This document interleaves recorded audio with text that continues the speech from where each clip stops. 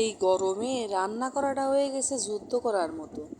রান্না করতে যাচ্ছি, ওদিকে দেখতেছি যে স্নান করা হয়ে যাচ্ছে।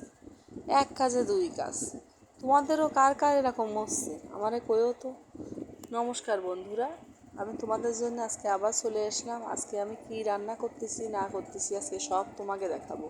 অন্যান্য দিন তো একটা রেসিপি দেখাই, আজকে আমি কি রান্না করতেছি একবারে দুই রকম রেসিপি তোমাদের সঙ্গে শেয়ার করব। চলো তার জন্য চলে যাই। প্রথমেই আমি যেটা রান্না করতেছি এটা হচ্ছে পটল আলু দিয়ে চিংড়ি মাছের একটা রেসিপি। এটা কিন্তু খুবই সুস্বাদু হয়। দেখো, প্রথমেই আমি তার জন্য কি করেছি, কড়াইয়ের ভিতর প্রথমেই একটু তেল দিয়ে নিয়েছি, তারপরে আমি দিয়ে দিয়েছি জিরে ফোড়ন, জিরে এবং তেজপাতা ফোড়ন দিয়ে নিয়ে একটু ভাজা ভাজা হলে তার মধ্যে দিয়ে দিয়েছি পটল এবং আলু। এরকম গোল গোল করে কেটে নিয়েছি আমি পটলগুলো, দেখতেই পাচ্ছ। তার মধ্যে আমি দিয়ে দিয়েছি আগে থেকে ধুয়ে পরিষ্কার করে রাখা চিংড়ি মাছগুলো, দিয়ে লবণ এবং হলুদ দিয়ে ভালো করে কিছুক্ষণ ভেজে নিয়েছি। ভেজে নিয়ে তার মধ্যে আমি অ্যাড করে দিচ্ছি সামান্য পেঁয়াজ বাটা আর শুকনো লঙ্কা আর জিরা একসাথে আমি বেটে নিয়েছি। বেটে এগুলোকে একসাথে দিয়ে অ্যাড করে কিছুক্ষণ ভালো করে কষিয়ে নেব। ভালো করে কষিয়ে নিলে কিন্তু এর স্বাদটা অনেক বেড়ে যায়। সামান্য একটু তুমি দিলে আর তারপরে জল দিয়ে দিলে তাহলে কিন্তু স্বাদটা খুব একটা ভালো আসে না। তো আমি ভালো করে কিছুক্ষণ কষিয়ে নিয়ে তারপরে দিয়ে দিলাম পরিমাণ মতো জল। জলটা কিন্তু বুঝে শুনে দিবা, মেলা অতিরিক্ত দিয়ে না যে জ্বালাতেই তোমার সারাদিন কেটে গেল, সেইভাবে কিন্তু দেওয়া যাবে না। তারপরে দেখো আমি আর এক কড়াইয়ে কী করতেছি, আর এক কড়াইয়ে আমি উস্তে ভেজে নিচ্ছি। এই উস্তেটা আমি ভেজে নিচ্ছি এর জন্য আমি কিন্তু এটা দিয়ে কিন্তু একটা রেসিপি করব, সেটা হচ্ছে তিতার ডাল। গরমে কিন্তু তিতার ডাল আমাদের বাড়ির লোকজন সবাই খুব ভালোবাসে। তোমরা কেমন কি পছন্দ করো জানি না, আমারও কিন্তু খুব ভালো লাগে। তো আমি আগে কী করলাম, লবণ হলুদ দিয়ে উস্তে কুচিয়ে রেখেছিলাম সেগুলোকে আগে থেকে রাখা সেই উস্তেগুলোকে ভালো করে ভেজে নিলাম, ভেজে আমি তুলে নিলাম। এদিকে আমি মটর ডাল আগে থেকে সিদ্ধ করে রেখেছিলাম। এবার কড়াইতে সেই সিদ্ধ করা ডালগুলো দিয়ে দিলাম উস্তে উঠিয়ে, এবং দিয়ে দিচ্ছি হলুদ এবং লবণ। লবণ এবং হলুদ দিয়ে ভালো করে মিক্সড করে দিয়ে দিব পরিমাণ মতো জল। পরিমাণ মতো জল দিয়ে কিছুক্ষণ আমি এটাকে জাল করে নেব। ডালে ফোড়ন দেওয়ার আগেই কিন্তু ভালো করে জ্বালায় দিতে হয়। ওই তোমরা কেউ কেউ আবার বাগার কও, আমরা কিন্তু ফোড়ন কই।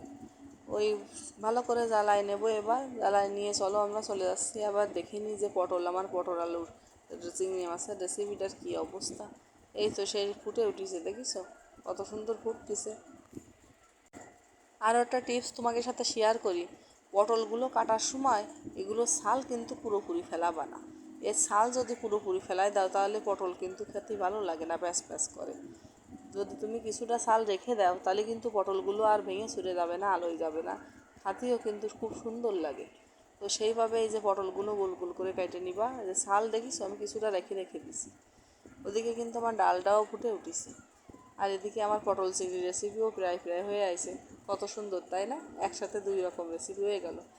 এই তো গায়ে চলে এসেছে জোর আমার পটল চিংড়ি রেসিপি কিন্তু রেডি বললেই চলে। এখন শুধু পরিবেশনের অপেক্ষা। এটা সুন্দর করে এখন তোমরা যে কোনো সুন্দর পাত্রে পরিবেশন করে নিবা। এই যে আমি একটা গামলা ডালে নিচে, দেখো উফ, দেখেই মনে হচ্ছে খাইয়ে নিই এমনই ওরে, এক থাল ভাত দে এমনই বসে যাই, এরম একটা মনে হচ্ছে। কিন্তু কী করে বসবো, সে উপায় কি আর আছে। স্নান করা হয়ে গেছে, এখন তো স্নান করার কাপড় চোপড় না পাল্টায় আর খাওয়া যাবে না।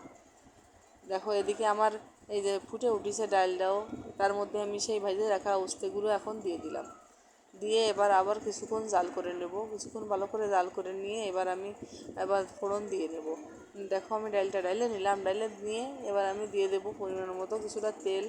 অতিরিক্ত তেলের দরকার নেই, তোমরা যে যেরাম খাও সেরাম দিও বাপু। আমি কিন্তু বেশি তেল দেবো না, মেলা তেলের কেজি দাম মেলা।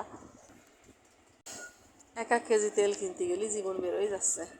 তেলের পরিমাণ মেলা বেশি দিয়ে না, যদি মেলা বেশি খায় তেল তোমাকে টাকা খায় তাহলে দিয়ে নে।